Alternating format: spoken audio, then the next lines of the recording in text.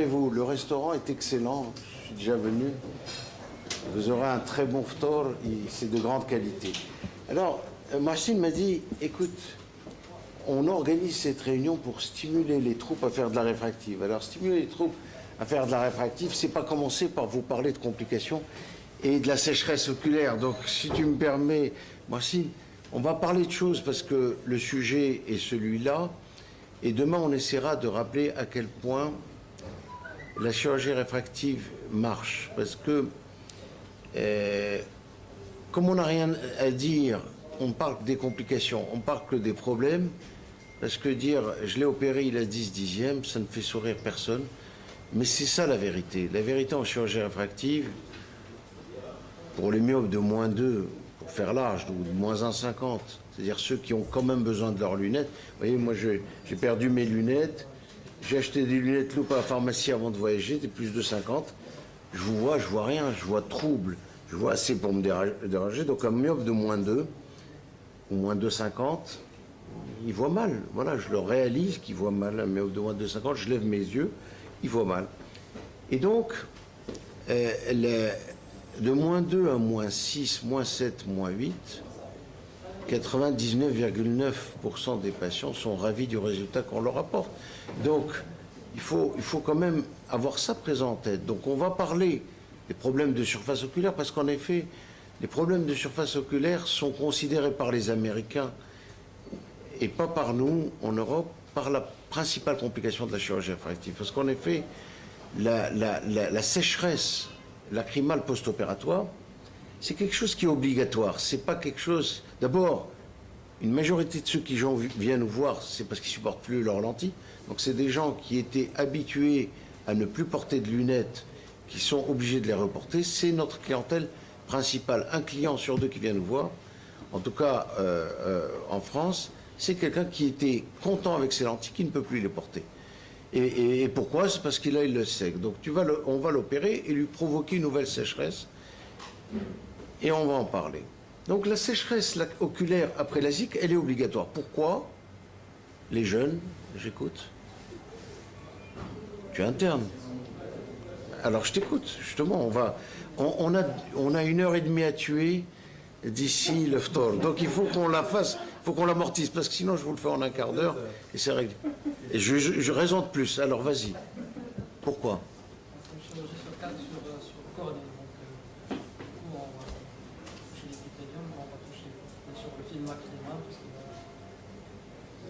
Mais tu sais, ne sois pas gêné. C'est pas parce qu'il y a 40 personnes autour de toi, c'est pas honteux d'avoir faux. Tu as abordé que la surface, tu n'es pas rentré dans le vrai problème. Le vrai problème, c'est que tu fasses un LASIK ou une PKR, c'est-à-dire que tu fais une chirurgie qui va atteindre la cornée. Quelle est la particularité de la cornée? Elle en a deux. Elle est transparente et elle concentre la lumière, mais elle en a une seconde qui nous intéresse dans cette affaire-là. C'est l'autre jeune d'à côté, hein, il faut travailler. Vas-y, toi. Oui, elle est transparente et elle a une forme qui fait que... Mais, voilà, l'innervation de la cornée, elle est plus importante que celle de l'index. Tu vois, un aveugle, il est capable de lire avec son index. Nous, on est capable de voir avec notre cornée transparente, mais elle est, quand tu vois sur la représentation sensorielle sur le cortex pariétal, je ne me rappelle plus lequel, la cornée, c'est plus important que l'index. 300 fois. Hein? 300 fois. 300 fois plus important. Pourquoi? Parce que c'est grâce à ça qu'on la garde transparente. Parce que dès qu'il y a une hypoesthésie, tu as n'importe quel objet qui vient, tu le sens pas, il blesse la cornée, donc c'est pour ça. Et qu'est-ce qu'on fait quand on fait de la chirurgie réfractive? On va couper ces nerfs de la cornée là. Et donc pendant les 2 ou 3 mois qui suivent l'opération, il y a une réduction importante du réflexe de sécrétion lacrymale. Parce que la sécrétion lacrymale, c'est pas on pleure parce qu'on a de la tristesse, on pleure. La sécrétion lacrymale, c'est un flux régulier de larmes avec une composition équilibrée entre la composante lipidique, la composante protéique et la composante aqueuse. La composante aqueuse, comment ça se passe? C'est que la cornée, en permanence, elle dit au cerveau « j'ai soif », et le cerveau, en permanence, il écoute ça et il envoie des ordres aux glandes lacrymales et aux cellules qui fabriquent de la mucine pour sécréter les larmes de façon harmonieuse. Et qu'est-ce qu'on fait avec notre chirurgie réfractive? On vient, on bouscule tout ça. Donc il est normal que les patients, c'est dans l'ordre naturel des choses. Alors, je vais vous présenter donc cette technique. C'est celle qui est la plus pratiquée, le LASIK, puisque même malgré la peur de l'ectasie et le terrorisme intellectuel lié à la peur de l'ectasie, elle représente encore 80% des indications de chirurgie réfractive dans la myopie. 20% sont revenus à la PKR, mais 80% restent encore au LASIK. Donc, c'est pour ça qu'on en parle. Avec tous les avantages que comporte le LASIK par rapport à la PKR, ou d'autres techniques. Alors, cet effet sur la sécrétion lacrymale, il est double. Il est double à la fois par la réduction de la sécrétion et à la fois par le mécanisme de réflexe. Et donc, tous nos patients, tous, sans exception, auront une réduction de leur sécrétion lacrymale. Tous. Et là, c'est une petite étude qu'a fait Cathy Ganem pour la Saphir il y a quelques années, donc je lui ai piqué ses diapos. Cette réduction de la sécrétion lacrymale, elle va être responsable de tous les symptômes du syndrome sec. Sur 100 personnes que nous opérons, il n'y a que 35% qui vont s'en plaindre. Ça veut dire que 65%, la sécrétion lacrymale résiduelle, bien que abaissée, ne se plaindront de rien. Mais il faut systématiquement le leur dire pour ne pas que ça les inquiète. Et cette réduction, vous voyez, il faut que je me fasse opérer de mon presbytie, moi. Donc, elle est génératrice de tous ces gènes-là. Il y a un élément très important qui est sous-estimé, c'est l'impact sur la qualité de la vision. Et vous avez des patients en post-opératoire, surtout en PKR d'ailleurs, plus qu'en LASIK, ils disent, docteur, je vois, mais comme à travers un brouillard, et vous leur dites, la chirurgie réfractive, ce n'est pas une baguette magique, c'est une chirurgie qui va vous permettre, dès le lendemain, de récupérer une majeure partie de votre vision, et il va falloir quelques semaines à quelques mois pour récupérer le reste. Et vous faites un test quand ils se plaignent de ça.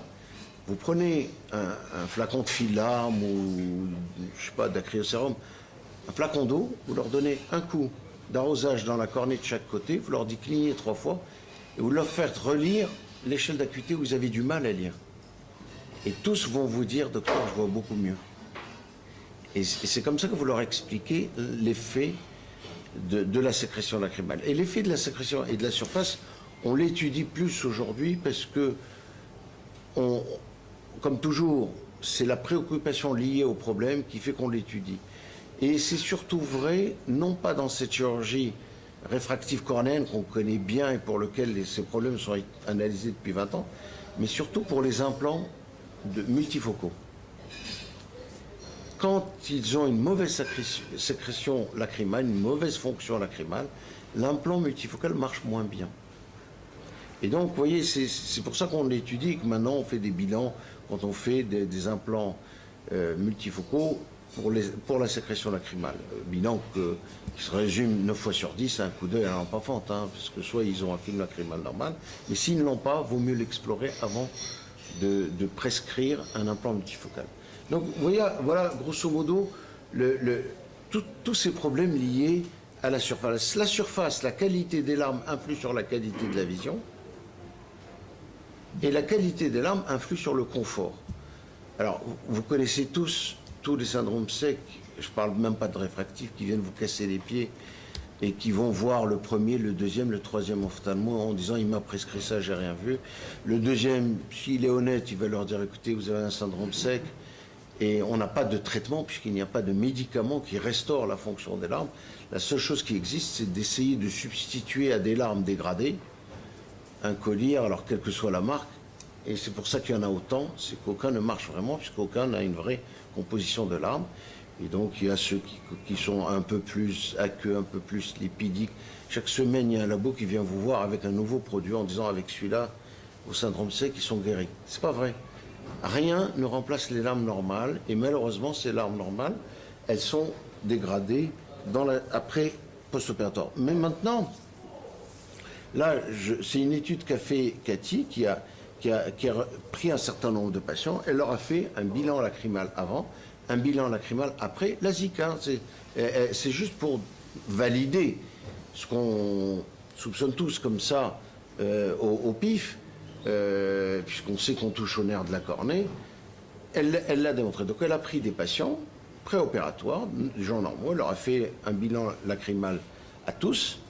Elle leur a fait un LASIK normal, un LASIK des coupes, voilà, 30 yeux de 15 patients, âge moyen de 33 ans, 21-40 ans, de plus de 25 à moins 10. Encore une fois, la sécheresse préopératoire fréquente, c'est parce que ceux qui ont de bonnes larmes et qui supportent bien leurs lentilles, en général, vous ne les voyez pas. Et vous ne les voyez que quand ils font un abcès sous lentilles, mais sinon, ils sont ravis avec leurs lentilles, ils n'ont aucune raison de venir vous voir, la majorité. Donc, déjà, il y a un biais. Quand vous faites de la réfractive, la chirurgie réfractive, il y a un biais. Les malades qui viennent vous voir, la majorité ont déjà un problème de larmes. Mais quand même. Donc, elle leur a fait tous les tests et ils ont... vous voyez, candidat au LASIK adhérent aux lentilles de contact, c'est ça. On mesure tout et vous voyez qu'en post-opératoire, ils ont quasiment, pour l'immense majorité d'entre eux, ils ont des symptômes cliniques de sécheresse. Alors, vous voyez, 10%, 8%, 53% à G8. Certains patients ressentent une sécheresse à 1 mois, alors qu'ils n'avaient rien eu à G8. Parce que là aussi, comme les nerfs sont coupés, ben, il y a moins de sensibilité cornéenne. C'est quand les nerfs commencent à repousser, ils sentent plus l'irritation. D'ailleurs, c'est assez paradoxal. Ils ont moins de larmes au début, mais paradoxalement, ils sont moins gênés que quand les nerfs commencent à repousser. Donc ça, c'est... Voilà. Donc la sécrétion lacrymale a été mesurée. Vous voyez, par rapport au pré-op moyen, il y a une réduction de la sécrétion des larmes mesurée par Schirmer chez quasiment tous. Le break-up time, pareil. Abaissé à J8, et puis il revient vers la normale ou vers le préopératoire. Il ne revient jamais vers la normale. Quelqu'un qui a un syndrome sec avant, c'est pas parce que vous lui avez fait un LASIK que vous allez lui restaurer ses larmes normales. Il revient à la situation qui préexistait. Donc quand ils ont un syndrome sec dont ils se plaignent avant, vous leur direz, on va l'aggraver un peu, mais il reviendra à ce qu'il était, vous ne serez pas guéri. Donc c'est ça qu'il faut aussi avoir à tenir dans son discours. Moyennant quoi, il est exceptionnel que ce syndrome sec pose problème. Mais ça existe. Dans 2 à 4% des patients, ils peuvent avoir une vraie KPS. Et vous avez des patients qui étaient ravis, qui avaient 10 dixièmes, qui vous appellent en disant « Docteur, je vois beaucoup moins bien ». Alors, vous leur dites des 2 yeux, déjà, histoire de voir si c'est pas... Souvent, ils vous disent d'un seul. Parce qu'il y a une KPS, ça va être plus sévère d'un côté que l'autre. Vous les renvoyez en urgence pensant à tout, sauf à une KPS. Et là, vous trouvez une KPS diffuse dans l'air de la fente palpébrale. Et c'est des patients qui peuvent passer de 10 dixièmes à 2 dixièmes. Il faut les rassurer. Il faut leur dire, écoutez, voilà, vous avez... On va vous donner des gouttes, on va vous traiter, on va voir quel traitement on va vous proposer. Et on en parlera tout à l'heure. Mais ça va rentrer dans l'ordre. Personnellement, enfin, je touche du bois, je n'ai jamais vu une KPS post-LASIK ne pas rentrer dans l'ordre. Ou alors, c'était un patient qui avait une pathologie avant qu'on avait méconnue.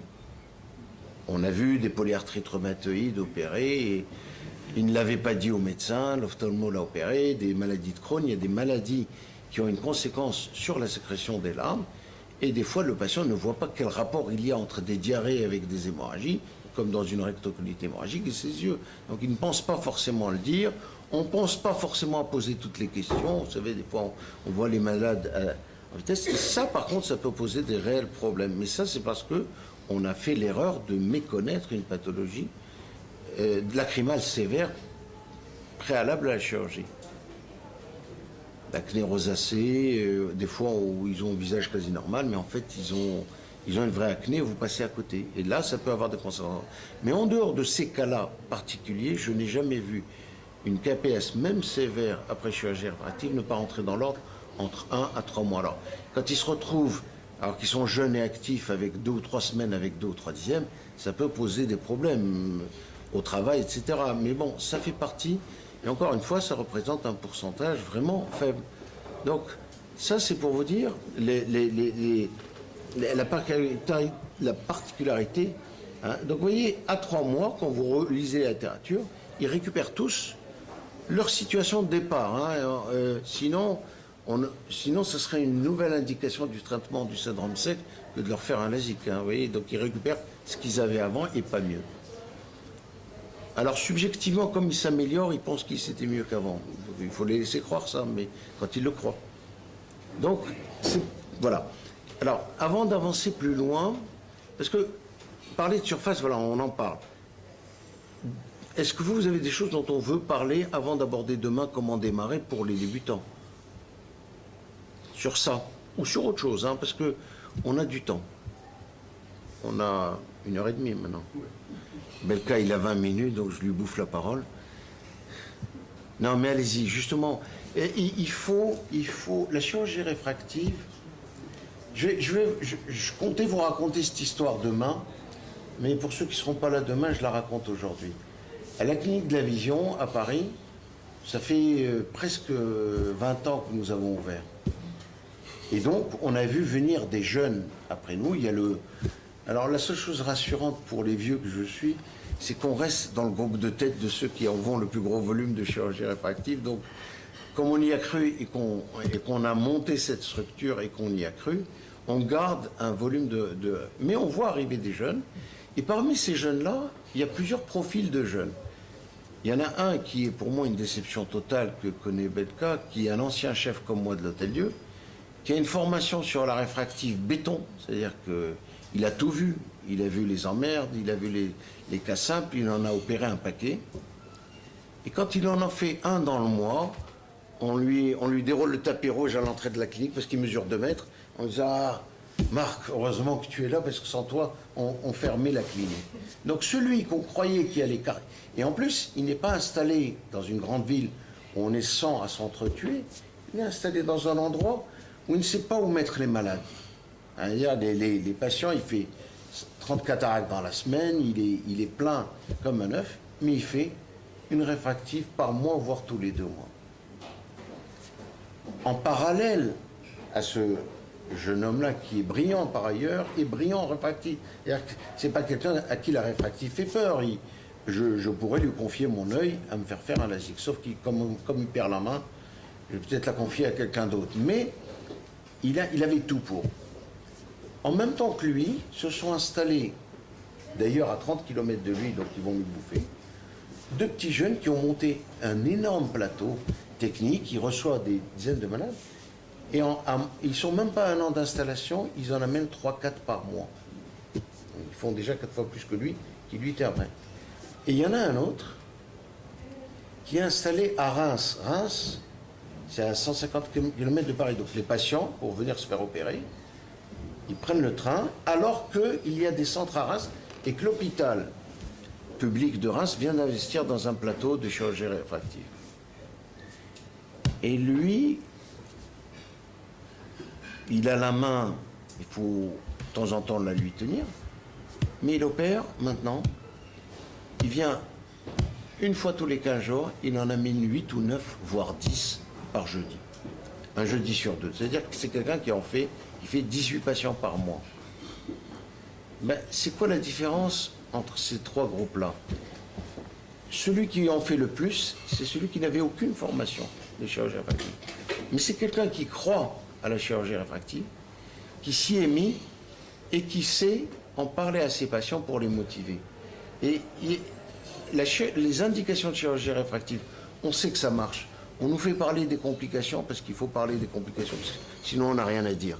Si on ne parle pas des complications de la réfractive, on n'a rien à dire. Parce que comme la cataracte, si on ne parle pas des complications de la cataracte, on n'a rien à dire. Parce qu'une cataracte aujourd'hui, avec les... si vous y croyez, si vous êtes convaincu que vous rendez service à vos patients, votre recrutement réfractif va augmenter de façon importante. Et par là même, et moi je suis convaincu que, enfin, il doit y avoir des contactologues dans la salle, donc ne m'arrachez pas Ne vous levez pas pour m'engueuler, mais moi je pense qu'une chirurgie réfractive est moins dangereuse que de porter tous les jours des lentilles de contact. Je l'ai vérifié dans 2 études que j'ai faites. Les accidents infectieux sous lentilles, en France, représentent 20 à 25 pertes d'yeux définitives. Hein, c'est-à-dire, perte d'yeux définitive, c'est énucléation. Pour des accidents infectieux, alors, plus facile de dire au malade, t'es un dégueulasse qui se lave pas les mains, que de dire, c'est de ma faute parce que je t'ai prescrit la lentille. Mais en pratique, le port des lentilles n'est pas sans risque. Donc, encore une fois, la chirurgie réfractive, pour quelqu'un qui ne veut pas porter de lunettes, pas question d'obliger tout le monde, mais quelqu'un qui ne veut pas porter de lunettes, un myope de moins 4, il a son problème réglé de façon quasi définitive avec une chirurgie réfractive bien faite, à condition de respecter les bonnes indications. Mais il n'y a aucune raison de ne pas proposer à un myope de se faire opérer s'il le souhaite. Ou s'il souhaite porter des lentilles, personnellement, je propose plutôt la chirurgie que les lentilles. Et j'ai un collaborateur contactologue, donc puisque je fais du kératocone et que en kératocone, aucune chirurgie ne vaut les lentilles, donc vous voyez, je dis l'inverse. Donc j'ai un contactologue qui travaille pour moi, qui voit mes patients à qui il faut. Donc, et pour lui, prescrire une lentille de moins 2 ou moins 3, ça lui prend 5 minutes, et il touche pareil. Donc c'est entre les lentilles de kératocone, il se casse la tête, hein, donc lui il ne demande qu'une chose, c'est que je lui envoie des lentilles de moins 3. Mais ceux-là, moi je les opère. Et c'est ça que je veux que vous reteniez. Les complications, on en parle. Et je peux répondre à toutes les questions que vous voulez me poser sur toutes les complications. Mais ce que je veux vous dire, c'est qu'il n'y en a pas. Il n'y en a pas statistiquement. Il y a très peu de complications de chirurgie de la cataracte. Donc on revient à nos oignons. Hein, oui?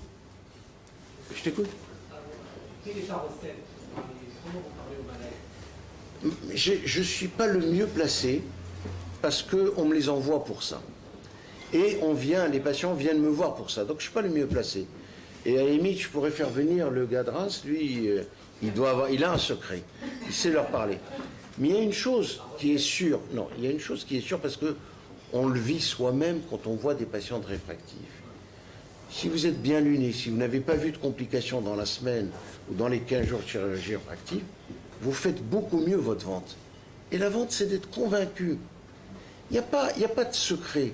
Si le patient sent que vous êtes convaincu, regardez, on m'envoie je ne parle pas de réfractive, on m'envoie en pathologie du segment antérieur des pourritures, des monophthalmes avec une trithérapie, un cup sur disque à 9 dixièmes, il faut leur faire une combinée.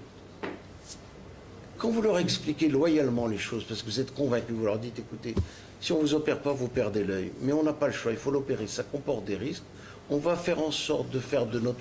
Et que vous êtes convaincant. Les gens, ils vous disent, opérez-moi. Il faut être convaincu pour être convaincant. C'est ça le secret. Et le secret, et pour être convaincu, si vous n'en avez pas fait, faites-vous aider. À la clinique de la vision de Rabat, ils font en sorte de vous aider et de vous tenir la main pour les premières. Vous les ferez, mais comme je vois le fils de Badou, il y a aussi d'autres endroits. Hein, à Rabat, donc je ne fais pas de la pub que pour la clinique de la vision, c'est pour tout le monde. Faites-en, vous verrez que ça marche. Et quand vous verrez vos premiers malades ravis, parce que c'est ça l'effet, vous serez vous-même encore plus convaincant. Mais le secret pour convaincre, c'est d'être convaincu. C'est pas de sortir en disant il dit ça parce qu'il en fait beaucoup, mais c'est pas vrai. Je vous jure que c'est pas vrai. Ça marche très bien. Vous savez, j'ai commencé avec la kératotomie radiaire. Et à l'époque, on disait ils vont tous finir hypermétropes. Et ça va être une épidémie d'hypermétropes. J'en ai opéré plus de 1000 kératotomies radiaires, puisque j'ai fait de la kératotomie radiaire de 87 à début 90, et j'étais chef de clinique à l'Hôtel-Dieu. J'avais 1 an de délai en kératotomie radiaire. C'était pas, puisqu'à l'époque on était les seuls à faire ça. J'avais 1 an de délai, j'en faisais 5-6 par semaine. Je voulais pas faire plus parce que je voulais pas que ça me bouffe des places pour les greffes, pour les cataractes. Donc kératotomie radiaire, une fois que tu avais fait une fois ta kératotomie radiaire, tu n'avais pas besoin d'en faire 1000 pour savoir le faire. Mais j'en ai fait 1000. J'en ai revu que 4 à moi qui ont développé des fortes hypermétropies.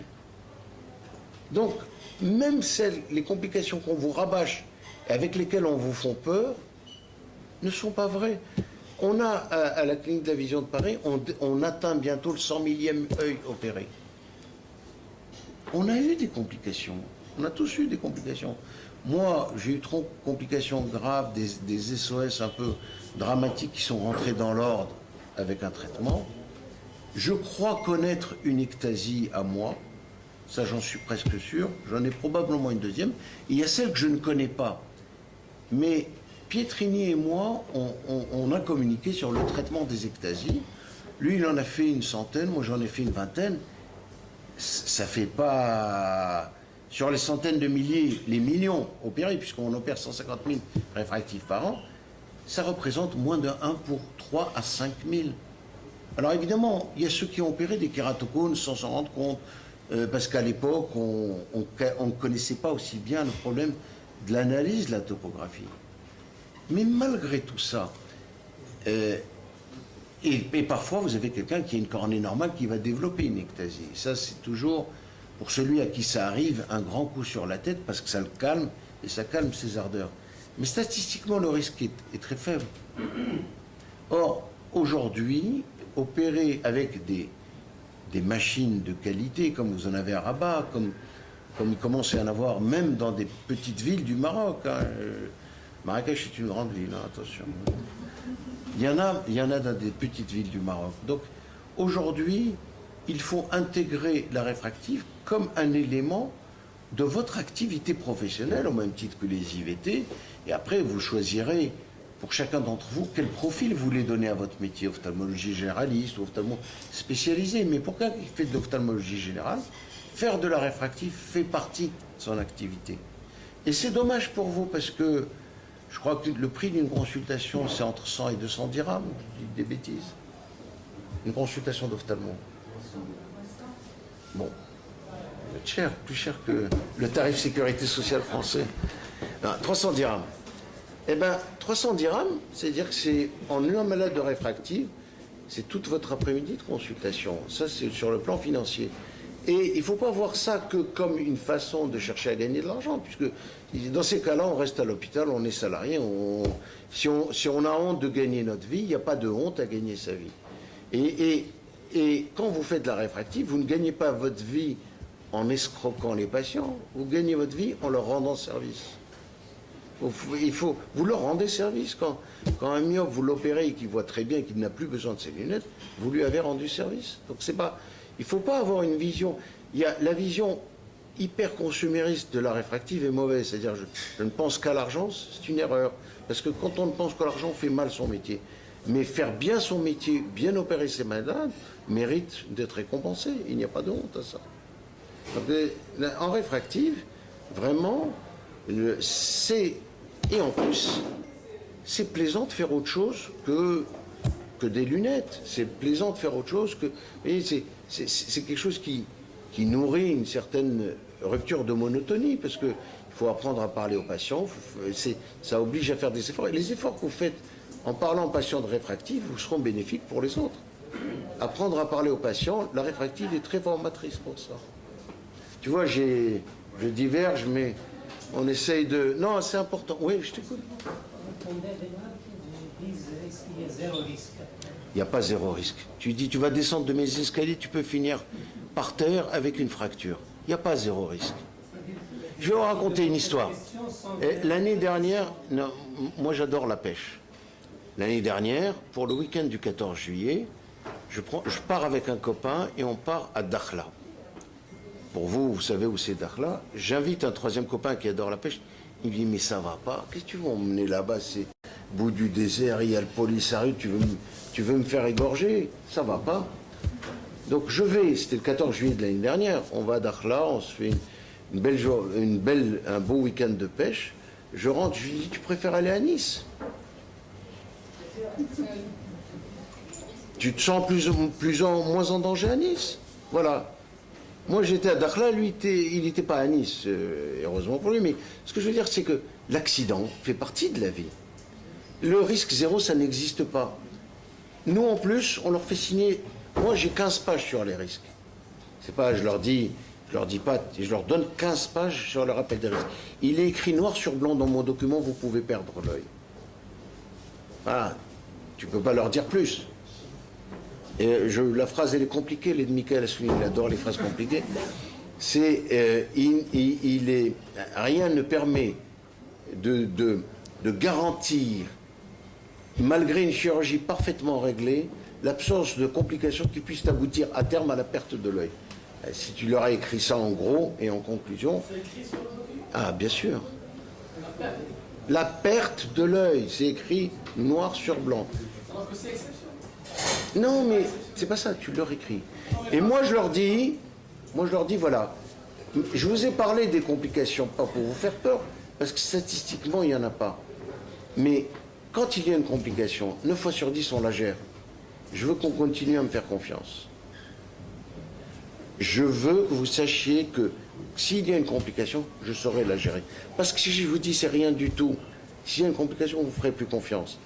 Mais des patients, sauf l'imbécile du village, il a parfaitement conscience qu'il se fait opérer, il y a un risque. Mais la présentation, tout est dans la présentation du risque. Le risque est statistique. Vous allez prendre votre voiture pour faire Rabat-Casablanca, normalement vous arrivez à Casa. Mais moi je peux vous décrire 700 sortes d'accidents possibles entre Rabat et Casa. Et vous n'allez pas me dire que c'est pas possible. Tout est possible. Le camion qui roule à l'envers, le gars de la Ferrari bourré, je crois qu'il a fait le tour du Maroc, celui-là. Il est connu maintenant. Il y a au Maroc, c'est-à-dire la plupart des gens, quand ils posent la question sur le risque, ils veulent parler du risque de perte de... Souvent, lorsqu'on fouille un petit peu, on essaie de détailler le... Non, il ne faut pas fouiller parce que ça ne sert à rien.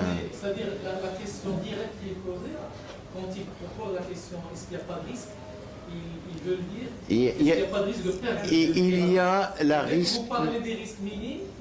Non, il faut... La vérité, elle est dans l'affirmation qu'il y a un risque. Si vous focalisez sur le... Et s'il fait une endophe, si le capot se déplace, s'il fait une infection, ça diffuse à l'intérieur de l'œil, ça se termine par l'énucléation, personne ne se fait opérer. Mais ça n'existe pas. Et ça va arriver peut-être une fois par an dans le monde. Mais ça n'arrive pas. Donc il ne faut pas non plus inventer des problèmes. Il faut dire, je vous opère. La chirurgie réfractive est une chirurgie qui n'est pas dénuée de risques, mais ils sont, Dieu merci, exceptionnels. C'est tout. Et moi, en général, je leur dis, vous avez porté des lentilles? Je dis, bah oui, c'est pour ça que je viens voir, parce que je ne peux plus les porter. Ouf, vous avez échappé au pire. Vous étiez beaucoup plus en danger quand vous les portiez que quand je vais vous opérer. Alors, un cas qui revient souvent chez nous, je ne sais pas si c'est le cas en France, c'est que le patient se présente, ouais. Il a vraiment, on sent chez lui qu'il a vraiment la douleur, il porte ses lunettes, il les porte de oui. Il a envie de s'en débarrasser. Oui. Mais la phrase qui nous sort, c'est mon ancien ophtalmo m'a dit attention, il ne faut pas que... Non, mais ça tu lui as... Non, la réponse elle est simple.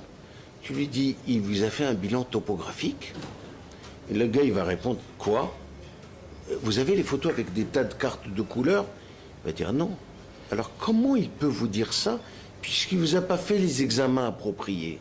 Faisons les examens appropriés, et moi-même, je vous dirai si vous êtes opérable ou pas opérable. Mais ça, c'est facile de répondre. Moi, j'avais des patients adressés par des ophtalmos qui disaient à leurs patients, écoutez, vous tenez absolument à vous faire opérer. Moi, je vous dis non, mais au moins, allez chez lui. Il travaille bien. Mais les gars, ils l'avaient plombé en me l'envoyant. Non, tu l'as, il l'avait plombé en l'envoyant. C'est pas grave. C'est pas grave. Dites-leur, allez sur le site de la clinique de la vision à Paris, un quart des chirurgiens qui opèrent ont été opérés eux-mêmes. Je vous les nomme. Dominique Pietrini, c'est un grand chirurgien. C'est pas... Marc Vézère, c'est un grand chirurgien, il s'est fait opérer d'un œil. Guy Montefiore a opéré ses filles. C'est un malade, il va opérer ses filles. Remarque, il a divorcé. Donc peut-être que c'est pour ça. Michael Assouline a opéré sa femme. C'est deux femmes, la deuxième. Il a opéré la première, il a opéré la deuxième. C'est-à-dire, lui, il va, il ramène des myopes pour les autres. Non. Hein? Olivier Prison s'est fait opérer. Et c'est des gens, c'est pas des gens qui connaissent rien. Montin s'est fait opérer, mais non, chez nous, comme un. Nassia. Attends, il y en a une, la pauvre. C'est terrible. Voilà, on parle. Comment elle s'appelle, celle qui était à Suresnes, l'assistante de Nicole Fouché. Il y en a une chez nous. Elle s'est fait opérer il y a 15 ans d'une myopie forte. Hein, elle avait -8 ou -9. Elle s'est fait opérer. Et il y a 3 mois, elle s'est pris un tendeur dans l'œil. Elle a perdu l'œil. Et c'est pas parce qu'elle s'est fait opérer de la zik. Donc l'accident, et pourtant elle est ophtalmo, donc elle fait attention. C'est comme moi, quand on me donne à ouvrir une bouteille de champagne, je me tourne vers un mur, j'ouvre la bouteille dans un angle, parce que les bouchons de champagne aux urgences en France, on en voit. Et avec des yeux qui partent, ou les balles de golf. Il y a des accidents avec certains trucs spécifiques. Donc l'accident, ça existe. Voilà, Nicole Fouché, elle a vécu 20 ans avec elle, puisque elle fait partie des premiers patients qu'on a opérés quand on a ouvert la clinique de la vision. Et elle était ophtalmo. Et elle a vécu depuis 20 ans, elle a exercé son métier en partant de -8, et elle perd un œil par un tendeur. Tu vois, l'accident vraiment con. Qu'aucun ophtalmo digne de ce nom. Moi, si j'ai un tendeur, j'essaie d'appeler quelqu'un pour venir l'accrocher. Non, voilà, l'accident, ça arrive. Donc, quand les gens vous disent des choses, tu vois, il faut toujours... Il faut que des ophtalmos au Maroc commencent à essayer de Non, mais c'est pas... Non, mais pour une raison très simple. Non, le problème, c'est parce que il y a un petit décalage par rapport au début de la chirurgie réfractive au Maroc par rapport à nous, et il faut laisser le temps aux choses. Mais comme dit Michael Assouline est partisan chez nous de la communication à outrance sur la chirurgie réfractive. Et chez nous, parce qu'en France, il y a des particularités, il y a certains qui sont plutôt pour une certaine discrétion, parce que si chez nous la tutelle savait ce qu'on gagne en 5 minutes, ils s'en occuperaient. Ils plafonneraient nos tarifs. Ils l'ont fait pour les implants dentaires, ils l'ont fait. En France, le gouvernement se préoccupe pas de ce que gagnent les gens, faire en sorte qu'on puisse les soigner moins cher. Et ça, vous aurez le problème maintenant qu'ils vous ont introduit les mutuelles et tout ça, et la Sécu et tout ça. Ils vont vous contraindre comme ils nous ont contraints. Aujourd'hui, le prix de votre consultation est supérieur au prix de la mienne quand je pratique le tarif sécurité sociale. Une consultation d'ophtalmologie tarif sécurité sociale français est de 23 € et elle n'a pas été revalorisée depuis que je me suis installé quand j'avais les cheveux noirs comme lui. Chez nous, elle est à 150 dirhams. Oui, mais tarif sécu. Oui, mais nous, c'est 23 €. Mais moi, avec ce que je paye ma secrétaire, Mohsin, il en a 10. Si tu veux, moi, ma secrétaire me coûte, avec ses charges sociales, 4 000 € par mois. 4 000 €. 40 000 dirhams. Donc c'est pour vous dire. Et il y a des ophtalmos qui n'ont pas de secrétaire. Enfin, ceux qui sont dans des petits cabinets, machin, mais aujourd'hui, quand vous êtes au tarif de la sécurité sociale, le tarif d'une opération de cataracte, tarif sécurité sociale, c'est 272 €. Non revalorisé depuis que je me suis installé. Et je suis installé maintenant depuis... avant qu'il soit né. Tu comprends? Je me suis installé en 1992. Le prix, tous nos actes n'ont pas été... Alors, ça m'affecte moins, puisque j'ai droit, en tant qu'ancien chef de clinique, à demander plus cher. Mais c'est pas parce que j'ai le droit que les malades, ils se laissent faire. Hein. Alors, j'ai un point, je pense que pour faire évoluer cette chirurgie au Maroc, je pense qu'il y a certains points clés pour pouvoir la démarrer. Le premier point, c'est le point de la formation. Alors, la formation des médecins en chirurgie réfractive, je pense qu'elle devrait se faire au niveau du CHU. Non, mais ils ne peuvent pas faire ce qu'ils ne pratiquent pas. Tu comprends? Même en France, à part 3 CHU à Paris et 3 ou 4 CHU en province, Toulouse, parce qu'il y a une tradition de réfractive de Jean-Louis Arnay, Bordeaux, parce qu'il y avait Joseph Collin, Brest, parce qu'il y a Béatrice Kochner. Il y a un nouveau service à Reims, parce que l'agrégé qui a été nommé vient des 15-20. En dehors de ça, il n'y a pas un endroit en France où dans le CHU on enseigne la réfractive. C'est ça la vérité. La réfractive n'est pas enseignée au CHU parce que finalement, la finalité de la réfractive, c'est pas celle du CHU. Le CHU, il est là pour soigner les indigents, pour soigner les gens, pour soigner ceux qui n'ont pas les moyens. Mais la réfractive, c'est par définition pas ça. Non, c'est une chirurgie de confort. Donc il ne faut pas la perdre. Mais les jeunes, vous êtes tous les bienvenus à la clinique de la vision de Rabat. Et si vous voulez faire un tour en France, vous êtes tous les bienvenus à la clinique de la vision de Paris. C'est pas le problème. Pour apprendre, ton cousin, Monsieur Badou, ton cousin, il est venu, il a passé une semaine à la clinique de la vision pour se former. Marcine, lui, il a passé 1 an à l'époque pour se former. Pour apprendre, il faut aller, il faut apprendre. C'est-à-dire que personne ne va vous donner la connaissance comme ça n'existe pas. La connaissance, il faut se battre pour la faire. Et en plus, il y a des endroits où il y a en France des gens qui vous disent non, je ne veux pas te former. Je veux pas. Il y a des profs, des gens qui sont censés enseigner qui ne le font pas, qui ne veulent pas le faire. Apprendre, c'est faire l'effort d'apprendre. Et là, aujourd'hui, quand j'ai eu mon premier SOS, ça n'avait jamais été décrit. Moi, j'ai fait le premier LASIK en privé à Paris, en 1994, avec un microkératome qui avait une cale qu'il fallait visser, et on a failli être interdit de microkératome parce que celle qui opérait derrière avait oublié de visser la cale. Elle a fait une trépanation cornéro-iridocrystallinienne totale. C'est parce que les microkératomes de l'époque étaient encore... il fallait avoir eu ces complications pour qu'ils fassent des microkératomes où tout est mécanisé, où il y a un risque d'avoir cet accident. Mais l'ALK, le premier microkératome que j'ai utilisé, il y avait une cale qu'on mettait d'une certaine épaisseur en fonction du volet qu'on voulait faire, et on la vissait. Et donc il y avait un petit tournevis pour visser le machin. Le gars qui vissait pas assez fort ou qui oubliait de visser, il trépanait la cornée. Donc tout ça, ça n'existe plus aujourd'hui. Et aujourd'hui, le microkératome, ça marche très bien, mais le femtoseconde, c'est beaucoup plus sûr. Donc quand on peut faire plus sûr, il faut faire plus sûr. Mais les accidents de découpe, ça n'existe presque plus. Alors, on a réglé le problème des accidents de découpe. Les profils d'ablation n'ont plus rien à voir. Quand j'ai fait mes premiers lasers, on a commencé le laser en faisant de la PKR.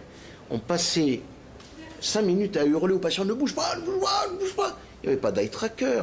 En plus, c'était un diaphragme qui se refermait. Donc, si le patient bougeait un peu, eh ben, tu avais traité à côté de là où il fallait traiter. Et pour autant, on en a fait et on a évolué. On est à la génération N+5 des lasers eximeurs. C'est pas N0, c'est N+5. Le Ténéo, c'est la 6e amélioration de la marque Bausch+Lomb. Et encore une fois, je ne suis pas marié à Bausch+Lomb, les autres aussi. L'Allegretto d'Alcon qu'ils ont à Fès est une machine qui a évolué aussi. Et là, ils sont dans la dernière version. Donc, les mêmes fabricants améliorent leurs machines, ne serait-ce que pour les vendre. Zeiss, ils sont passés maintenant du MEL 80 au MEL 90. Et Zeiss, ils sont parmi les premiers à avoir fait du laser. Un des premiers lasers était un laser Zeiss. Il y a 25 ans, 90, 27 ans. On fait de la réfractive. Moi, je fais de la réfractive depuis 1987. Et j'ai été à tous les débuts de toute la réfractive. Mais pour autant, ça ne va pas m'empêcher d'avoir un problème ou un accident. J'ai opéré une jeune femme médecin tout à l'heure. Je m'y suis repris à 5 fois pour lui bloquer l'œil parce qu'elle bougeait dans tous les sens. En plus, elle était hypermétrope. Elle avait un petit œil. Ça glissait un peu. J'ai eu, heureusement pour moi, c'était en femtoseconde, un lâchage en fin de découpe. Donc il y avait plein de bulles d'air. Eh bien, en femto, j'ai reposé, je l'ai traité. J'ai reposé l'anneau et je l'ai traité. Déjà ça, quand ça arrivait au microkératome, on déchiquetait le capot. Moi, j'ai déchiqueté le capot d'une femme officier, médecin, officier de l'armée française, et comme elle devait faire de la recherche dans le nucléaire, il fallait qu'elle soit déclassée, parce qu'elle était médecin, mais elle était classée Y5, et comme elle était médecin militaire, on n'allait pas la virer de l'armée, mais pour faire sa spécialité, il fallait qu'elle tombe à Y3, donc elle avait -8, je lui ai carbonisé un capot, et je peux te dire que je l'ai reposé, on a prié le bon Dieu, elle va rester à son -8, et sa carrière, dans ce qu'elle espérait, elle n'est pas devant elle, elle va devoir la bifurquer. Donc l'accident, ça arrive, vous opérez un médecin, vous pouvez avoir un accident, ça fait partie. Voilà, par exemple, cet accident-là, il n'existe plus aujourd'hui, ou il n'existe pratiquement plus, parce que même les microkératomes, ceux qui continuent à utiliser, ont été très nettement perfectionnés. Donc voilà, c'est ça la réfractive. La réfractive, c'est quelque chose qui bouge en permanence. Le seul inconvénient de la réfractive, c'est que statistiquement, il n'y a pas eu des progressions importantes malgré tous les bons résultats. Et il reste un frein chez les patients, et c'est pas l'argent, parce que c'est pas l'argent, c'est la peur. Les patients ont peur, et il ne faut pas qu'ils ressentent chez vous cette peur, parce que si vous matchez leur peur et la vôtre, vous en opérez aucun. Donc il faut vous surmonter votre peur et parler de la réfractive pour ce qu'elle est, quelque chose qui marche et quelque chose qui aide les patients. Franchement.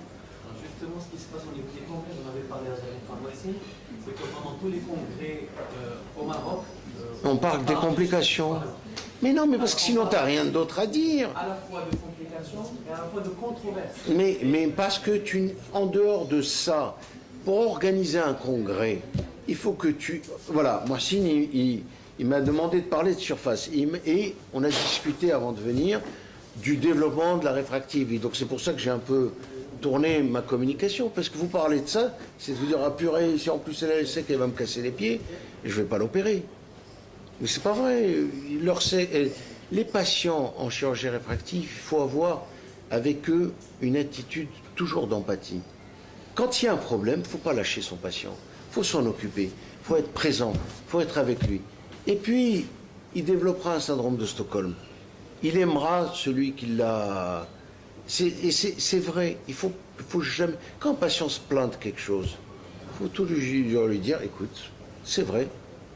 Maintenant, des fois, ils sont un peu... Vous n'avez pas lui dire, tu es un peu zinzin, parce que là, tu dis, écoutez, actuellement, vous vous plaignez de ça, mais compte tenu des données de l'examen que j'ai, je suis plutôt rassuré. On va se donner quelques semaines. Alors, des fois, il faut les voir toutes les semaines, et des fois, il faut éloigner.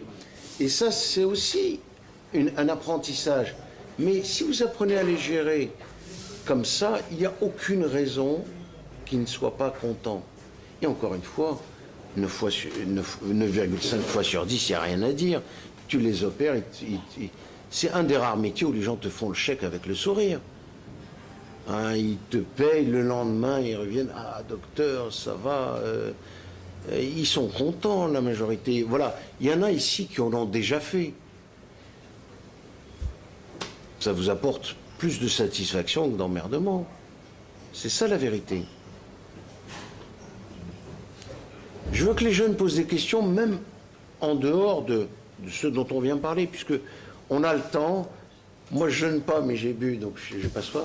Oui. Est-ce que les troubles oculomoteurs, genre par exemple une exophobie, contre-indiquent Non, mais ça fait partie. Alors voilà, moi j'ai un assistant qui est orthoptiste, donc quand il examine les malades, la première chose qu'il fait, c'est dépister des troubles phoriques. Il y a plusieurs situations. Les troubles tropiques, c'est-à-dire le strabisme accommodatif vrai, moi j'évite de les toucher, de corriger leur hypermétropie, parce que vous allez les corriger. Ils vont peut-être rester à plus 1,50, mais comme ils ont 25 ans, ou 22 ans, 23 ans, ils ont 10 dixièmes, ils vont bien voir, et ils vont se remettre à loucher. Parce qu'ils ne sont pas parfaitement corrigés. Donc cela, grande méfiance. Ou alors, il faut que le gars, il vous arrête par en disant, je veux que tu m'opères. Et là, c'est pas un problème. Mais je te préviens de ça ou de ça. J'ai opéré une petite Algérienne, la petite mignonne, tu te rappelles? Elle était amblyope d'un œil, de l'autre œil plus 7. Et elle louchait. Je lui dis, voilà, tu risques ça, est-ce que tu es d'accord? Les parents l'emmènent d'Algérie, en plus, elle est mignonne comme tout, mais elle se fait un complexe de son strabisme. Ah, ce qui est humain, hein, je veux dire, depuis qu'elle est gamine, elle est comme ça. Il faut qu'elle porte des lunettes cul de bouteille de plus 7. C'est quelque chose qui est pénible pour une jeune femme, surtout dans la culture nord-africaine. Elles vivent ça comme un handicap. Elles pensent qu'aucun mec va vouloir d'elle, alors qu'elle est vraiment jolie comme un cœur. Je lui ai expliqué, je l'ai même envoyé voir un strabologue, en lui disant, voilà, si je la redresse pas, est-ce que tu peux l'opérer? Et je l'ai opérée, elle est nickel. Elle est nickel. Elle est nickel. Donc, mais cela, c'est une exophorie. Moi, ce que je leur dis, c'est que après l'opération, si vous l'avez noté, c'est encore plus facile, parce que vous l'avez noté. Petite exophorie, une insuffisance convergence avant une chirurgie réfractive de myopie. Ça va les gêner en vision de près en post-opératoire. C'est certain. Mais vous leur dites, vous savez, vous étiez myope, vous ne faisiez pas d'efforts pour voir de près. Quand on va vous opérer, il va falloir apprendre à faire des efforts pour voir de près. Ces efforts pour voir de près, il y a toutes les chances que la nature vous aide, parce que vous êtes jeune, et vous allez vous adapter. Je leur dis, c'est comme si vous habitiez le 10e étage, et on vous dit, on enlève l'ascenseur de l'immeuble. Il va falloir monter les 10 escaliers à pied. Si vous n'y arrivez pas spontanément, on vous enverra à la salle de sport pour faire de la musculation. C'est quoi la salle de sport? C'est la rééducation orthoptique. Mais vous les avez prévenus, et ça marche très bien. Je leur dis, vous savez, quand j'ai noté, ou quand Belka a noté trouble phorique, insuffisance convergence, je leur dis en post-opératoire, ça va la vision de près, c'est pas, docteur, c'est un peu difficile. On se donne un mois, vous allez faire l'effort. Si dans un mois ça va pas, comme je vous l'avais dit, on vous enverra faire la salle de sport. Et moyennant quoi, ils vont très bien, parce que leur exophorie, ils l'avaient avant, ils l'auront après. Elle ne va pas disparaître. Mais l'encadrement de la période qu'ils peuvent percevoir comme difficile, vous l'avez amorti psychologiquement. Et vous avez introduit la possibilité de leur faire une rééducation, parce que c'est vrai, 5 à 10% des myopes qu'on opère, on les envoie entre le 2e et le 3e mois faire de la rééducation orthoptique. Donc ça fait partie, mais de toute façon, il en aurait eu besoin un jour ou l'autre, ceux qui ont ces troubles phoriques-là. Ils sont fatigués, ils ont des problèmes, ils en auraient eu besoin. Donc vous ne faites que apporter un complément dans la prise en charge de votre chirurgie réfractive. Ça fait partie d'une prise en charge programmée. Mais si vous lui dites, attends, je vais t'opérer, il va falloir que tu fasses 15 séances de rééducation et après, tu vas être gêné de près, ça ne passe pas. Parce que vous savez que vous allez régler le problème. Donc il faut l'introduire de façon légère en disant, vous savez, les myopes, quand on les opère, au début, ils ont un peu de mal en vision de près. En général, ça rentre dans l'ordre en quelques semaines. Mais si ça met un peu plus de temps, on vous enverra à la salle de sport des yeux pour remuscler vos yeux. Et ça passe très bien. Hein?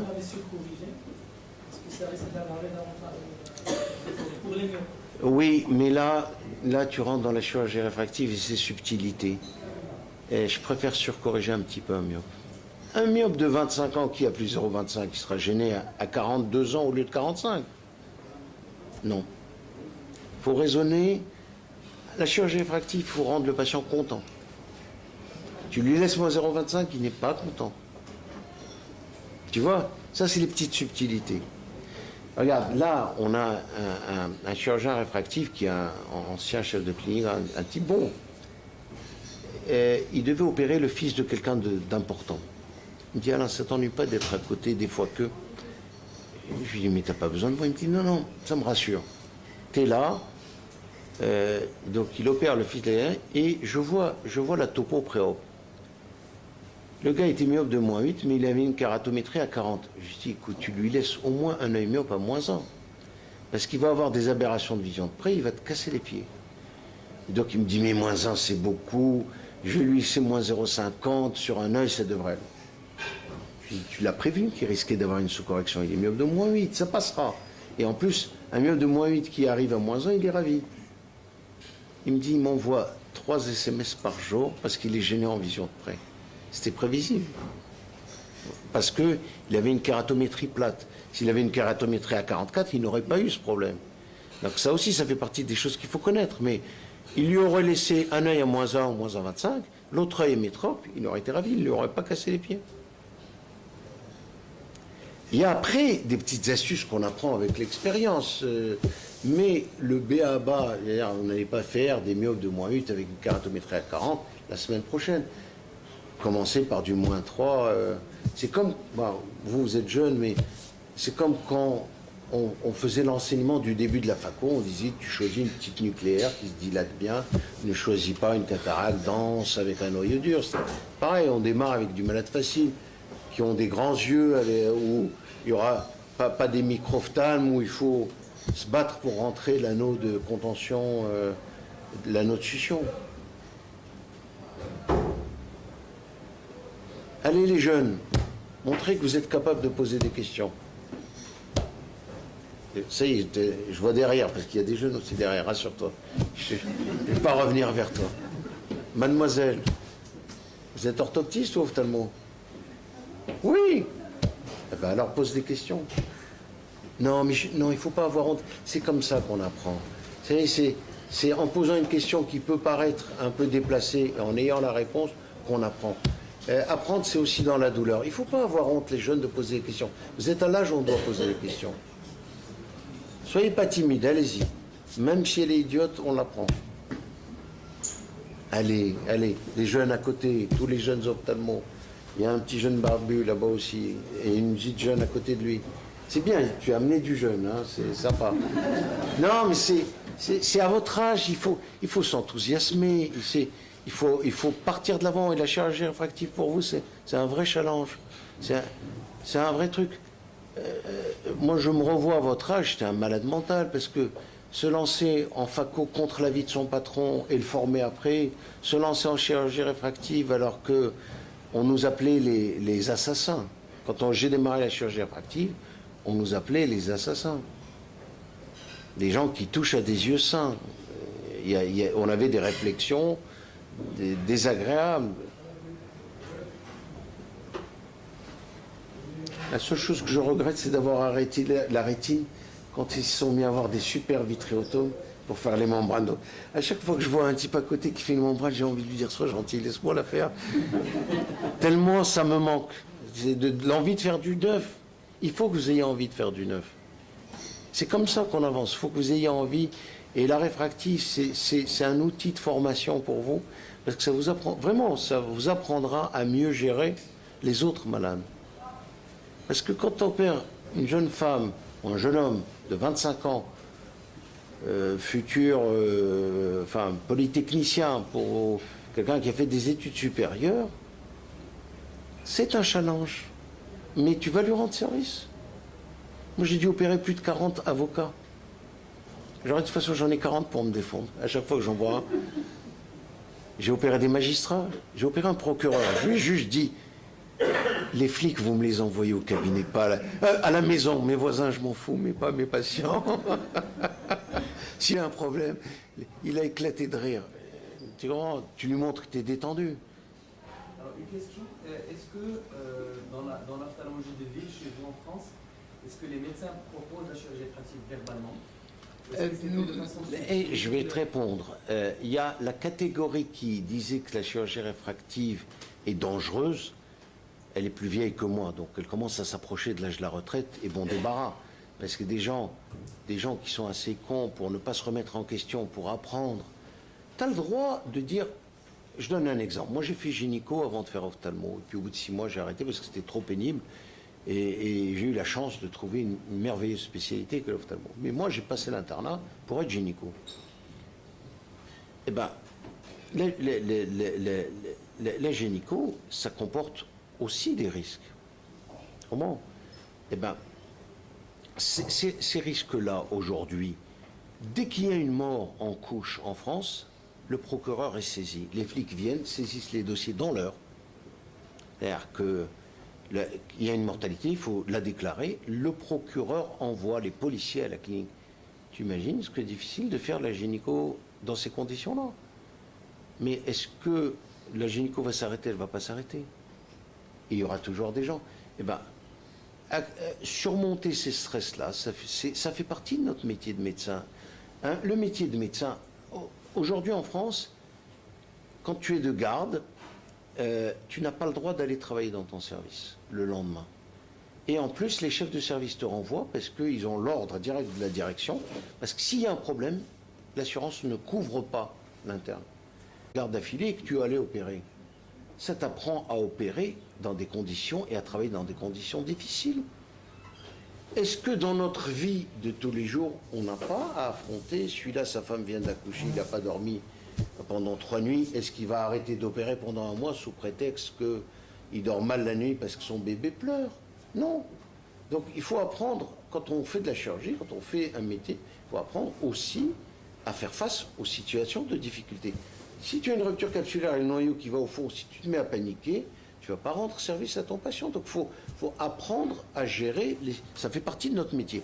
Et plus tu apprends à gérer les difficultés, plus tu seras à l'aise dans ta ophtalmologie courante. Ben, la réfractive, elle va vous apprendre tout ça. Apprendre à se dépasser en situation, parce qu'effectivement, opérer un futur, je ne sais pas quelle est la meilleure grande école du Maroc, un futur truc, ça fait toujours peur, mais ça fait partie de l'apprentissage de bien faire sa spécialité. Opérer que des malades faciles, c'est valable quand on a 65 ans, qu'on est chef de service à l'hôpital et qu'on n'en a plus rien à foutre. Alors que c'est leur boulot. Combien de fois je récupère des malades d'agrégés qui leur disent « Ah non, vous êtes monophtalme avec le nerf optique que vous avez, on ne vous opère pas ». Ça veut dire que tu condamnes ton patient à la cécité. Est-ce que c'est ton boulot de condamner un patient à la cécité? Tu n'es pas payé pour ça, tu es payé pour le soigner, quelle que soit la difficulté que tu vas affronter. Eh bien, la réfractive, elle vous apprendra à gérer des situations de pathologie plus difficiles parce qu'elle va vous enrichir en maturité. Et je vous promets, enfin, je fais de la vente, je m'en fous, moi, ma carrière maintenant, j'ai encore un petit bout de carrière, hein, je suis pas encore un vieux décati, mais malgré tout, donne-moi une nouvelle technique, je me jetterai dessus. Et le jour où je ne me jetterai plus, c'est qu'il vaut mieux que j'arrête et que je dégage. La chirurgie, il faut toujours avoir un appétit du neuf. Alors, des fois on se trompe, des fois il y a des techniques qui n'ont pas des grandes récompenses, pas rien qu'en réfractif, dans tout le reste.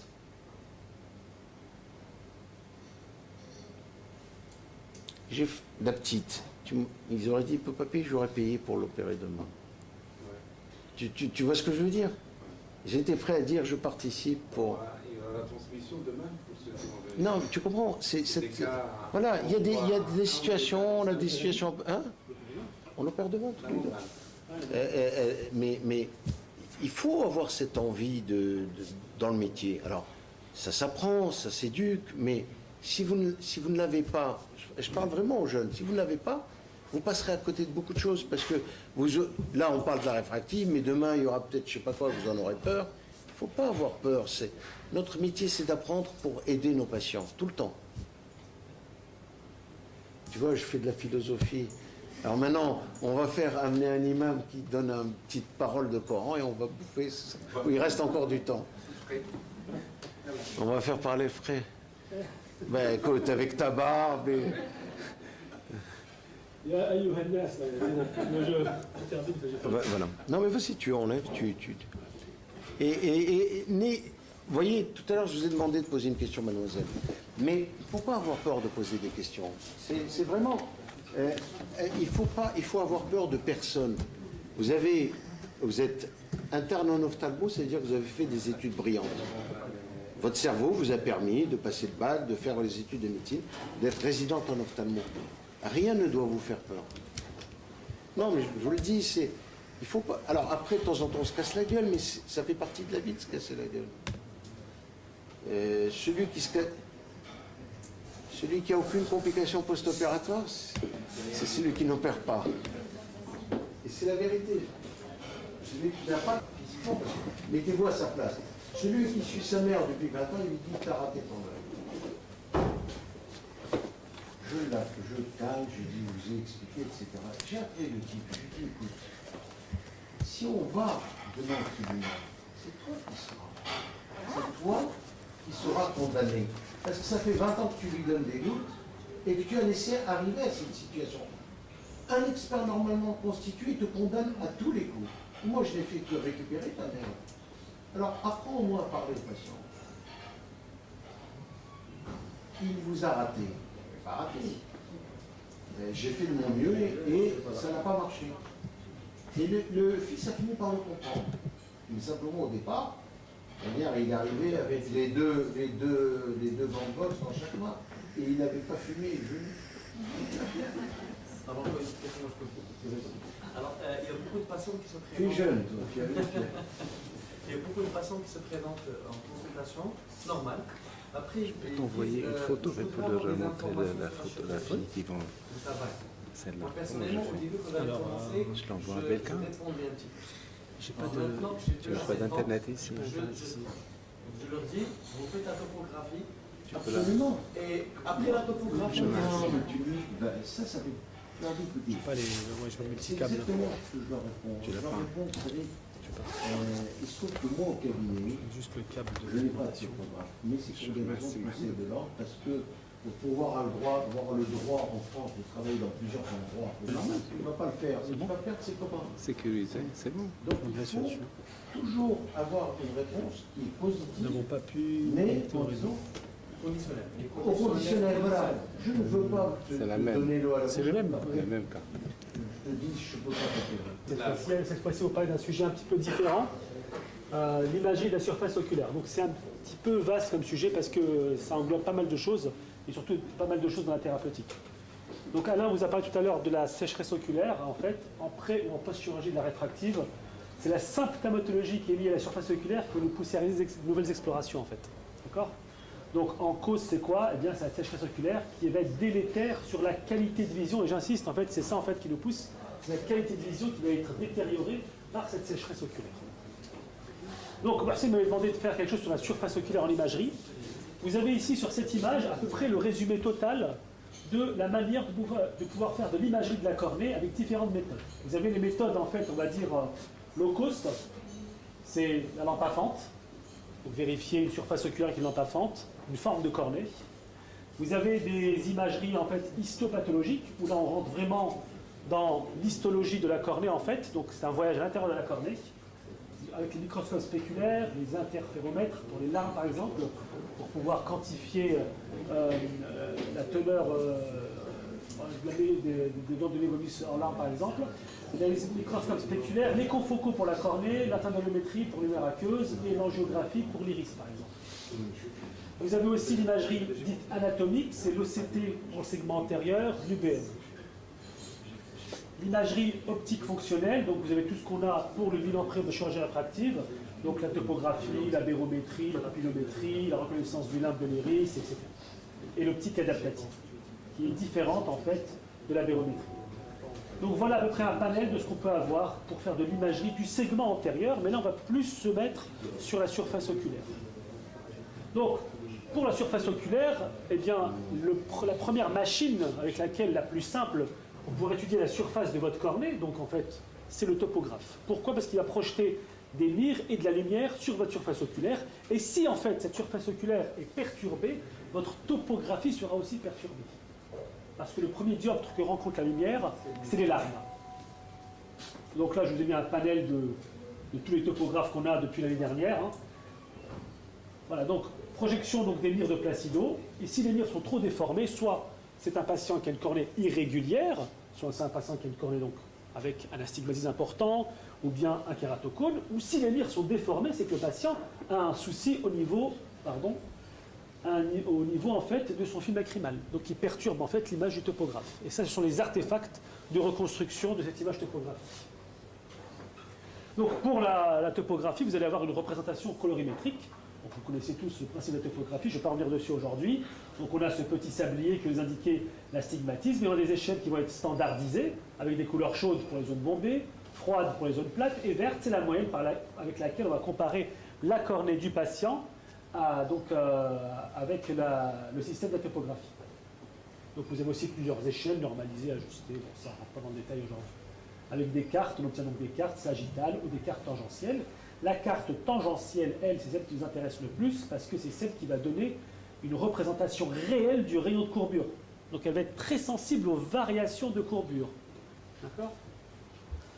Donc, Vous avez les autres techniques, c'est les techniques du Placido. Lui, par contre, il est moins dépendant du film lacrymal, parce qu'il va se concentrer sur une image quasi histologique de la cornée, grâce à la caméra Scheimpflug.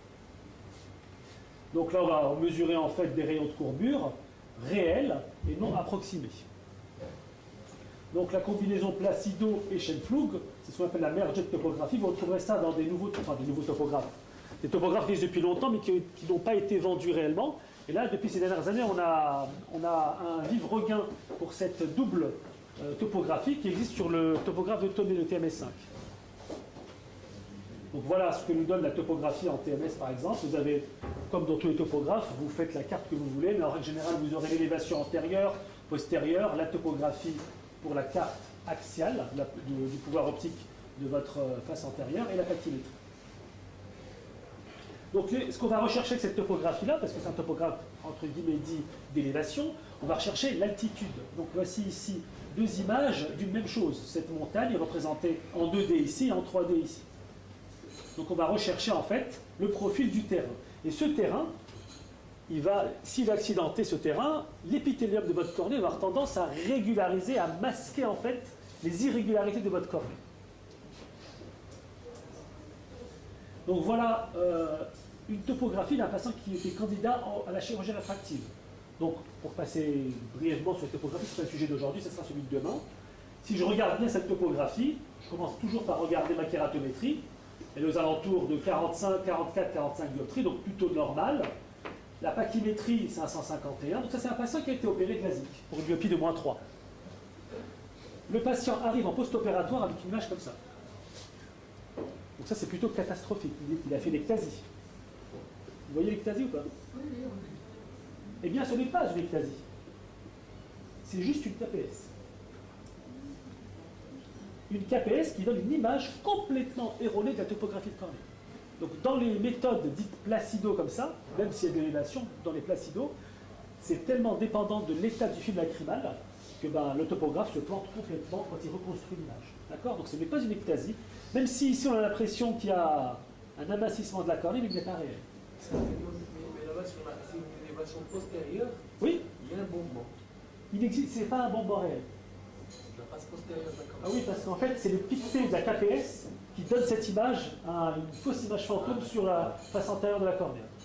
Ce patient, j'ai pas l'image, mais il a été traité un mois après, colure mouillant, c'est redevenu nickel. Donc même la face postérieure, ça peut être... Ouais, c'est l'ombre en fait de la KPS. L'image de la face antérieure, fausse. Voilà, fausse image sur la face postérieure. Avec leur scan, il y a des images en post-opératoire qui font peur. Voilà, celle-là par exemple. Tu as des cornées très amincies qui ne le sont pas. Voilà. Avec le pentacam, la paqui, elle est ce qu'elle est. C'est le Scheimpflug. Voilà. Alors qu'avec leur scan Placido, c'est une extrapolation qui est fausse là-dessus. Donc voilà, donc ça c'était son autre œil pour montrer, ça c'était l'image pré-op, donc moins 3 ODG opéré, hein, et l'autre œil ça donnait ça, une KPS ODG. Là on pourrait même croire en fait que c'était un kératocone central. C'est pas le cas. Et c'est dommage parce que j'ai pas réussi à retrouver les photos du segment antérieur faites avec la lampe à fente, on voyait bien la KPS diffuse en inférieur. Voilà, donc ce qu'on va rechercher en fait, c'est la qualité de vision, parce qu'il n'y a plus de KPS comme ça, le patient, sa vision elle est passée de 10 dixièmes en post-op immédiat à 3-4 dixièmes avec les images que vous avez vues. Donc pour évaluer cette qualité de vision, on a deux outils à notre disposition. On a la vision des contrastes, donc on va pousser dans le retranchement la qualité de vision du patient. Donc si le patient, avec l'échelle des contrastes, il a une vision entre 7 et 8 dixièmes, ça veut dire qu'à contraste 100%, il a 12 dixièmes. D'accord? Et la bérométrie, qui va nous donner en fait des éléments, de voir s'il n'y a pas des aberrations optiques qui vont être délétères en fonction du jeu de la pupille. Alors, pour l'imagerie en fait de la surface oculaire, il n'y a pas mieux aujourd'hui que le microscope confocal. C'est une méthode de microscopie contact sur la cornée qui va nous donner par un jeu de lumière et de faisceaux une entente optique, une entente optique en fait de la lumière indésirable qui va être chassée et on va garder que la lumière focalisée à l'endroit où on a mis notre sonde en fait. Donc grâce à ce jeu de miroir, on va pouvoir avoir en fait que de la lumière utile pour pouvoir voir la structure ou même l'ultrastructure de votre cornée. Donc les mouvements sur l'axe horizontal de la tête optique aussi vont correspondre au changement de plan focaux. Plus on va plus on va faire une apposition donc, de la sonde sur la cornée, plus en fait la lumière retransmise vient de très loin, donc de l'endothélium jusqu'à l'épithélium. Donc on obtient une série de clichés numériques de bonne qualité à différents niveaux de couche de la cornée. Donc qu'est-ce qu'on a? Sur une cornée schématisée comme ça par exemple, on va voir l'endothélium directement, on va voir le stroma postérieur, le stroma donc, pleine épaisseur, le plexus nerveux sous-épithélial, les cellules basales de l'épithélium, les cellules superficielles de l'épithélium. Donc on a tout, c'est un voyage sur toute l'épaisseur de la cornée. Donc l'histologie de la cornée, donc les couches cornéennes observables au microscope confocal, c'est la couche de l'épithélium, on peut même compter les cellules épithéliales si on veut, le plexus nerveux sous-épithélial, le stroma et l'endothélium. J'ai mis 30 microns parce que c'est une petite portion de l'endothélium de cette machine qu'on pouvait voir, dont l'épaisseur moyenne est de 550 pour la cornée. Donc l'endo, donc je vous ai déjà montré ces images. Voilà donc le stroma postérieur avec les kératocytes, le stroma médian, le stroma avec un nerf qui apparaît. On a une résolution de 100 microns à ce niveau-là. Le stroma antérieur, le plexus nerveux sous-épithélial, qui lui saute quand on fait le PTR, les cellules épithéliales basales. Là, les épithéliales intermédiaires, ou les cellules à elles, les ranviers, et les cellules épithéliales superficielles. Voilà. Donc d'autres imageries, là, c'était sur un kératocone. Donc cette... voilà. On va revenir en arrière. Donc ces images, je les ai faites en 2008 avec un Confoscan 4 de l'IDEC, donc c'était il y a très longtemps, même si le Confocal est ressorti aujourd'hui avec Heidelberg, mais ça existe depuis un certain temps. Sauf que ces machines de l'IDEC n'étaient vendues que dans les hôpitaux et les centres de recherche. Dans les cabinets, c'était extrêmement cher. À l'époque, déjà en 2008, ça valait 350 000 € la machine. Donc c'était des machines qui n'étaient pas vraiment faites pour les cabinets. Donc le kératocone, là, vous pouvez observer donc, les stringbots, hein, les voit bien. Pas de quoi ça saute, voilà les stringbots. Là, vous êtes à l'intérieur d'un anneau intracornéen. On voit rien, transparent.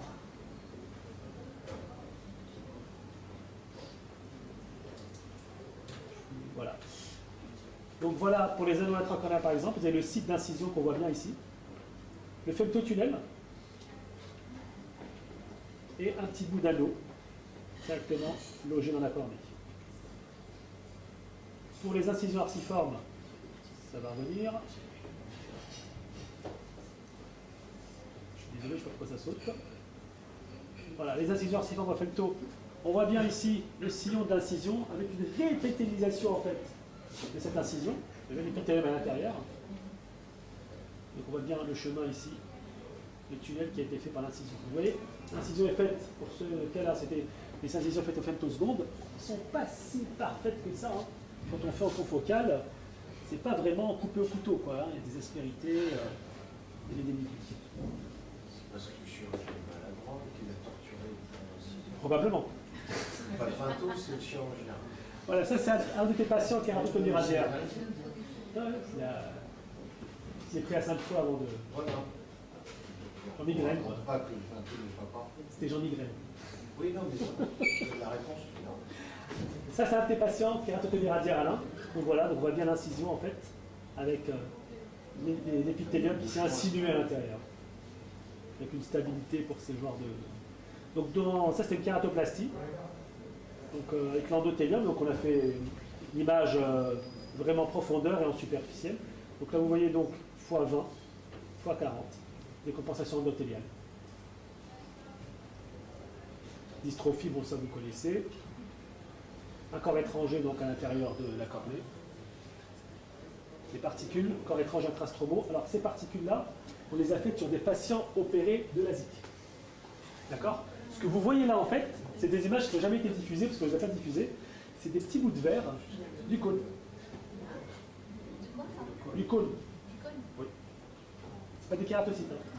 Ah non, ça c'est les petits bouts de verre. Tu te souviens, ça c'est les petits bouts de verre du cône quand tu fais le femto, et qui se nichent à l'intérieur de la cornée. Ils n'ont aucune incidence sur la vision. C'est des particules, là on est à Voilà, donc voilà. Puisque l'épithélium, il part comme la peau. Ils partent, voilà, c'est ça. Ils quoi Ils sont dans l'épithélium. Ils sont dans l'épithélium. Dans l'épithélium. D'accord. Kératite herpétique. Voilà. Ensuite, on passe à un autre appareil, donc le confocal. Donc, c'est des machines que vous allez avoir dans les hôpitaux ou dans des centres de recherche, dans les cabinets. Il n'y a pas d'intérêt à en avoir. Donc, ces images-là, vous les verrez dans les congrès, voilà, mais ça sert vraiment à documenter des cas précis. Par contre, ce que vous avez dans le cabinet, ouais. Je me fais sur la mesure hermétique. Est-ce qu'on explique maintenant avec ça le trajet dendritique de la puce de tuyau comme l'épaisse? Parce qu'on croyait que c'est les lèvres. Ah, oui, c'est pas les nerfs. Hein. C'est pas les lèvres. C'est pas les nerfs. C'est pas les lèvres. On ne sait pas pourquoi c'est d'ici comme ça. Ouais, c'est diciforme et puis dendritique, non, c'est pas les nerfs. On ne sait, c'est pas les Parce lèvres. que j'avais vu un. Nous enseignez que c'est les lèvres, c'est pas les lèvres. Non, c'est pas les nerfs. Parce qu'Antoine Labbé a fait un papier dessus Je ne sais que. pas. Antoine Labbé des 15 ans a fait un papier dessus sur ce genre de. C'est pas du tout les lèvres. C'est pas le trajet des lèvres. C'est pas les nerfs, non. C'est pas le trajet. Donc, ce que vous pouvez avoir plutôt au cabinet, et ça vous l'avez à la de la vision de Rabat, c'est l'OCT de segment antérieur. Bon, alors cette OCT, d'ailleurs vous en avez même deux, hein, le Ptoview et le Topcon. Voilà. Si vous me dites quel choix je vais avoir, je vous dirais que les deux sont très bien pour le segment antérieur, hein. Il n'y a pas une grosse différence entre les deux. Donc pour cela, qu'est-ce qu'on a de nouveau en fait? C'est la carte épithéliale. Très importante aujourd'hui parce qu'on va réussir à dépister des kératocônes infracliniques par amincissement de l'épithélium avant que la cornée elle-même s'amincisse. Donc dans ce cas-là, c'est un cas où vous avez un patient qui a un kératocone fruste qu'on dépiste dans la carte épithéliale, parce que sa carte épithéliale est aux environs de 50-52 microns. À cet endroit-là, eh c'est un endroit où en fait elle est passée à 40. Et donc, ce patient-là est un patient à faire attention sur de proposer une chirurgie réfractive. Et ça ne se voit pas ni en enfant, peut-être pas vraiment parce que j'ai passé en topographie, on voit rien du tout. Donc les cartes épithéliales. Ça, c'est une carte épithéliale chez un patient qui a un kératocone avéré. Donc là, on voit bien, à certains endroits, en fait, on a même un épaississement de cet épithélium. Dans les kératocones frustes, on a un amincissement. Dans les kératocones avérés, on a un épaississement de cet épithélium.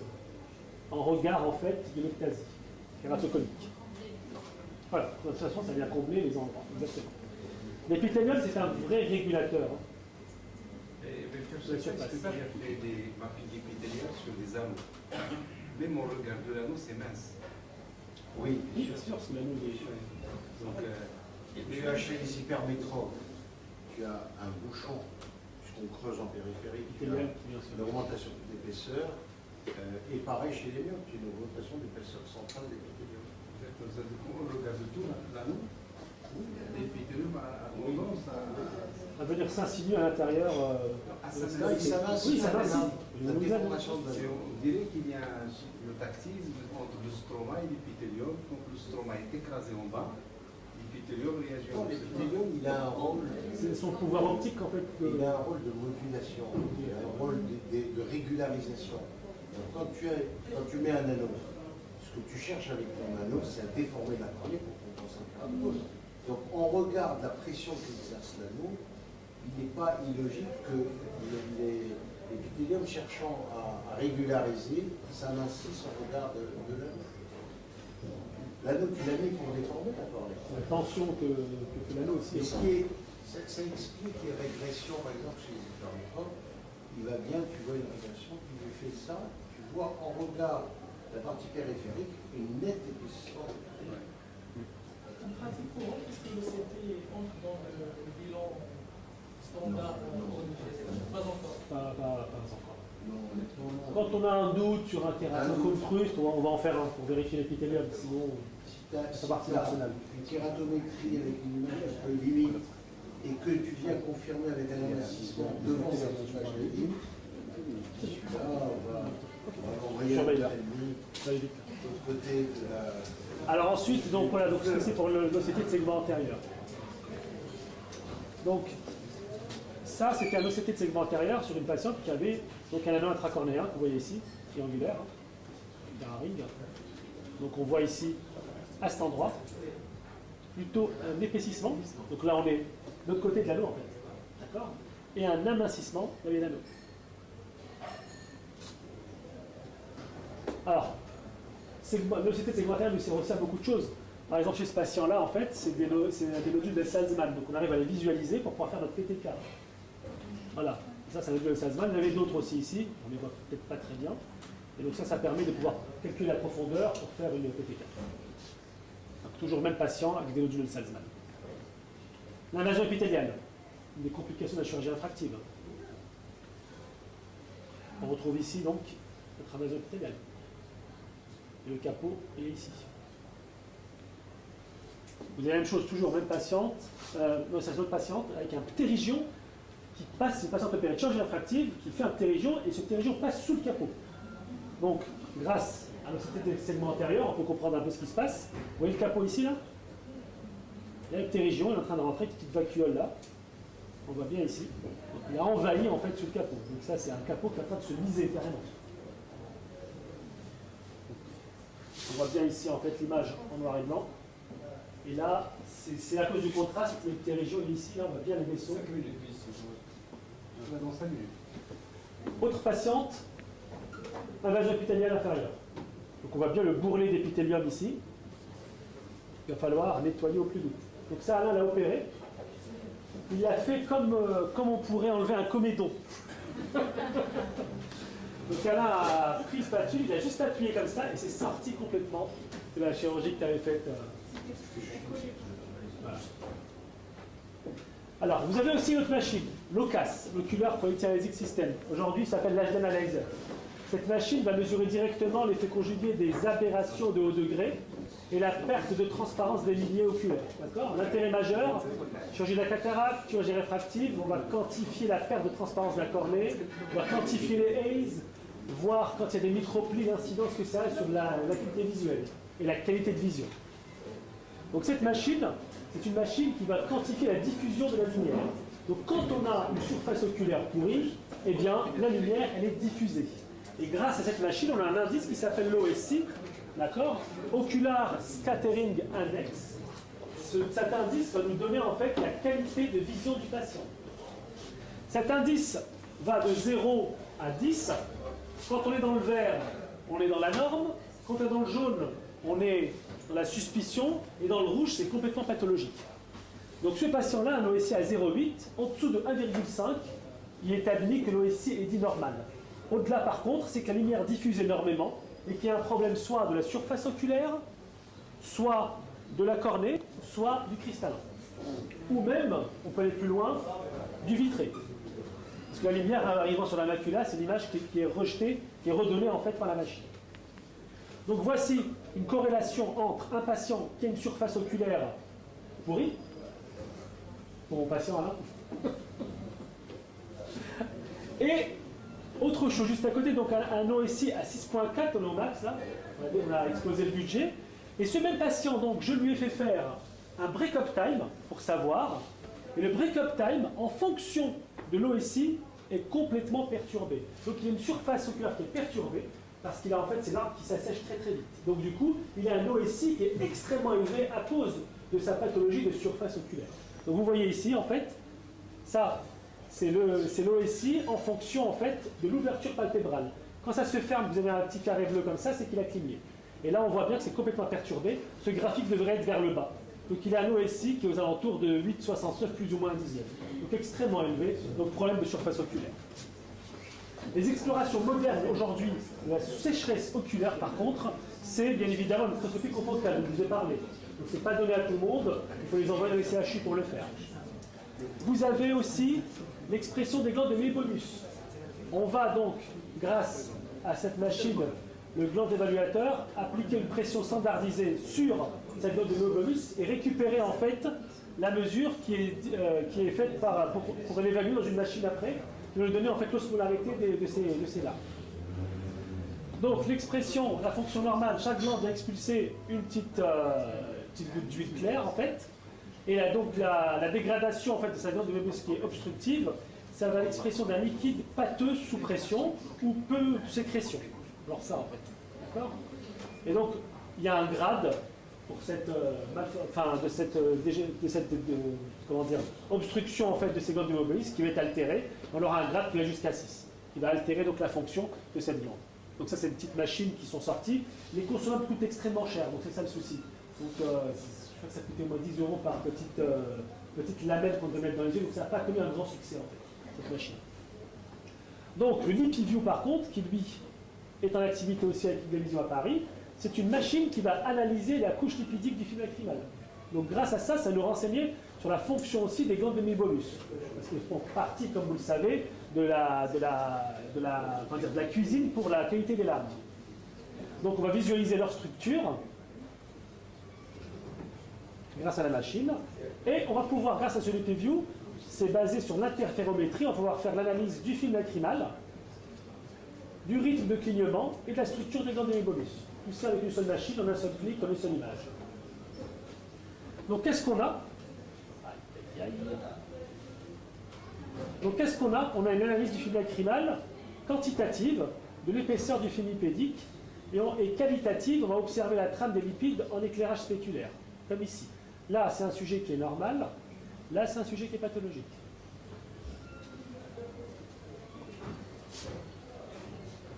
Donc on va analyser le nombre de clignements incomplets et la machine va calculer automatiquement ce nombre de clignements. Il y a aussi des partiels bleed, donc quand il ne cligne pas vraiment. Et si les clignements sont incomplets, on va pouvoir donc faire ce qu'on appelle de rééducation des clignements chez le patient. Lui dire voilà, vous avez devoir cligner 3 ou 4 fois, etc. pour pouvoir régulariser le film lacrymal. Donc, toujours le LipiView, on a donc l'imagerie dynamique des glandes de mébolus. On va pouvoir faire une évaluation, on évalue la présence de bouchons mébomiens ainsi que le niveau de dilatation et d'atrophie des glandes. Donc ça grâce à des images en infrarouge comme celle-ci. Donc vous allez avoir l'illumination en fait, de la surface avec une transillumination pour pouvoir voir les différentes structures de cette glande.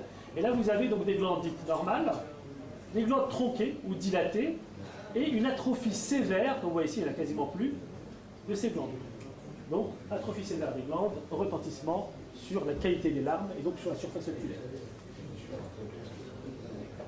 Dernier système, le TIRLab, c'est pour l'osmolarité des larmes. Donc on va mesurer l'osmolarité des larmes grâce en fait à une impédance électrique. Donc, l'avantage de cette technique, c'est qu'on va prendre un tout petit volume de larmes dans une petite lamelle et on va mettre ça dans la machine qui s'appelle le TIRLab et ça va nous donner en fait l'osmolarité et grâce à cette osmolarité-là, on va savoir le grade de la sécheresse oculaire du patient. Pareil, cette machine n'a pas connu un grand succès parce que c'est consommable, donc ces petites lamelles aussi que vous avez ici sont assez coûteuses. Alors, en France, ça n'a pas connu un grand succès, par contre, aux États-Unis, ça marche très très bien. Dernière chose, et ça c'est de l'ordre du labo, je vous le mets, je remercie donc Antoine Labbé de nous avoir donné ces images, c'est l'analyse qualitative de la production de mucine. Donc qu'est-ce qu'on va faire en fait? On va cultiver cette petite mucine qui va au microscope donc à fort contraste et on va avoir en fait des aspects en feuilles de fougère.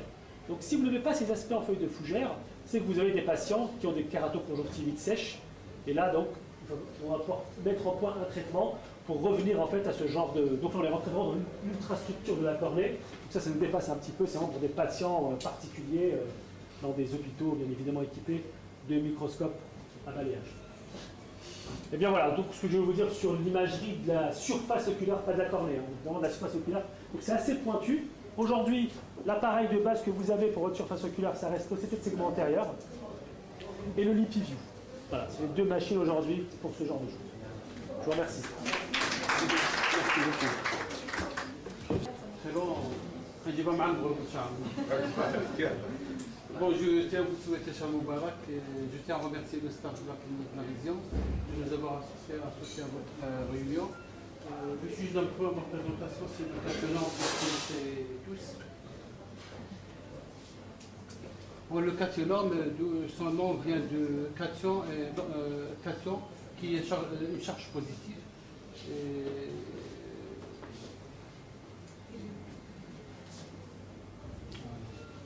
Et le produit est doté de la technologie Novazorb. D'ailleurs, le laboratoire Santel sont les seuls à avoir le brevet de cette technologie. C'est quoi cette technologie? Cation est une émulsion, huile dans l'eau, c'est une émulsion chargée positivement. Et comme vous le savez, la surface de la cornée est chargée négativement. L'attraction, c'est ce qui permet une présence au niveau de la surface oculaire avec un bon étalement. Le nom Novazorb vient de Nova Nouvelle et Zorb c'est absorption. Et c'est le seul produit qui est doté de cette technologie. Les avantages de la technologie Novazorb, Novazorb réduit, on n'a pas besoin d'acier tout le temps, donc on réduit la fréquence d'utilisation du produit et on réduit la perte du produit durant le clignement de l'œil, bien sûr. Et Novazorb améliore la diffusion et le temps de résidence de la poudre sur la surface oculaire.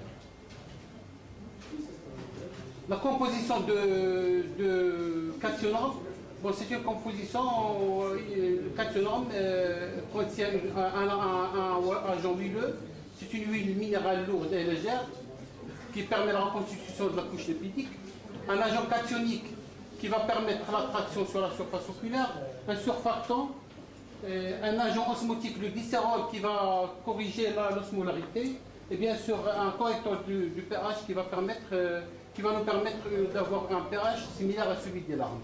Et bien sûr de l'eau pour la solution. Les caractéristiques physiques de Cationorb suite à sa composition. Cationorb a une viscosité faible, donc il améliore la diffusion sans avoir une vision floue.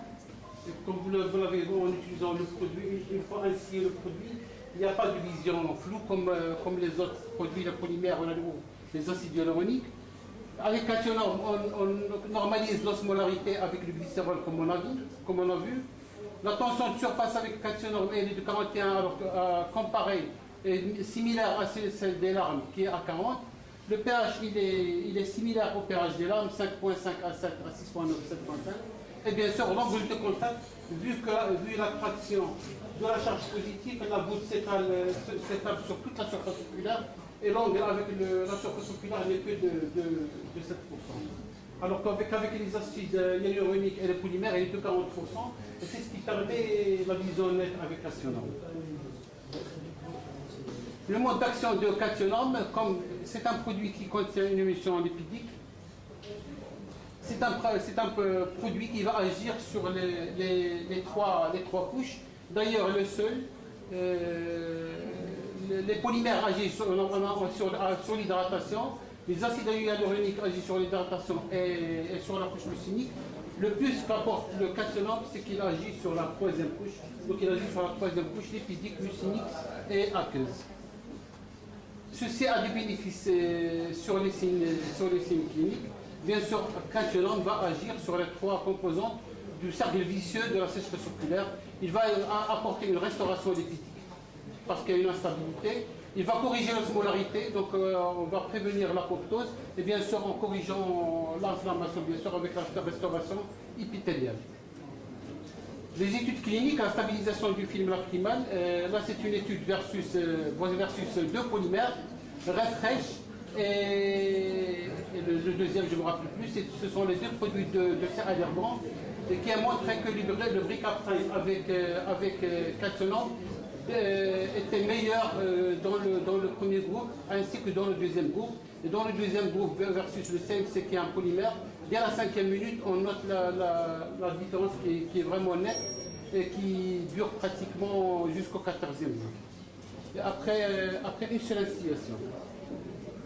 La deuxième étude qui va montrer le taux d'évaporation et qui a comparé le Cationorb à Vismed, qui est un acide hyaluronique, et qui a montré qu'avec le Cationorb, dès la première heure, l'évaporation était significative dans le groupe acide hyaluronique que dans le groupe Cationorb.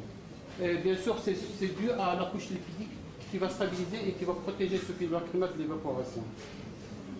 La troisième étude d'hydratation, étude chimère, comparée à Refresh, polymère, et qui a montré que l'évaporation dans le groupe Refresh était plus importante qu'avec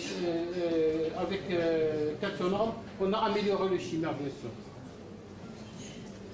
Quant à la dysfonction de la glande de Mébomus, avant c'était une indication, c'était là et même aux États-Unis, maintenant ils ont les deux, la circulaire et la dysfonction de la glande de Mébomus, et on constate que chez les malades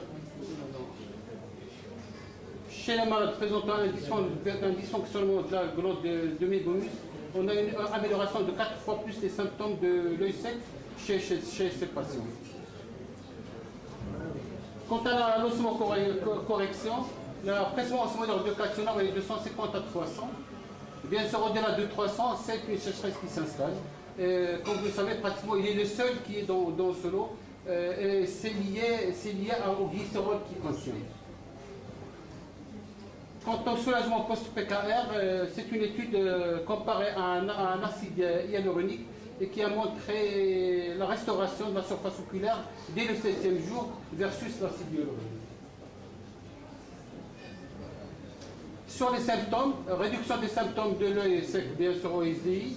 Le calcium entraîne une réduction des symptômes à partir du 7e jour. Bien sûr, la réduction des symptômes de l'œil sec sont plus prononcées après un mois de traitement. Quant au confort, bien sûr, la vie des malades, 92% des malades, d'après une étude, ont rapporté un meilleur confort de l'instillation et une vue LED après instillation comparée à l'acide hyaluronique. Et bien sûr, 80% de deuxième étude des investigateurs qui ont été très satisfaits des résultats du Cationor. Quant à la tolérance, Cationor ne contient pas de conservateur, que ce soit dans l'unidose ou dans le flacon. 60 types de lentilles de contact ont été testés avec Cationor. Il n'y a pas de problème. Le Cationor est compatible avec tous les types de lentilles de contact. Bien sûr, pour résumer les bénéfices de Cationor, Cationor est un composé lipidique plus une nouvelle technologie Novazor dont j'ai parlé. C'est le seul produit qui agit simultanément avec 3 actions clés: déficience en lipides, osmolarité et restauration de la couche épithéliale dans la pathologie de l'OSS. Il a démontré sa supériorité et son efficacité par rapport aux polymères et par rapport aux acides hyaluroniques. Le produit se présente sous deux formes. La forme unidose, 30 unidoses, 1 à 4 gouttes par jour, et ça fait un mois de traitement. Et ça coûte 189 dirhams. La forme flacon, c'est la nouveauté. Bon, ça fait une année qu'on l'a lancé. C'est un flacon du diamètre qui contient 400 gouttes. Il va faire entre 1 mois et demi à 2 mois de traitement. Le flacon, il coûte 149 dirhams. Et bien sûr, la stabilité, c'est 3 mois après ouverture. La stabilité 3 mois après ouverture, c'est lié à la technologie du flacon. Il y a 2 conduits, un conduit de l'air et le conduit du produit. Et bien sûr, il y a un filtre. Quand on crée une pression, il y a le produit qui sort. Et quand on relâche, il y a l'air qui rentre, mais il est filtré par une autre voie. C'est pour ça qu'on arrive à garder le produit stérile. Et je vous remercie infiniment.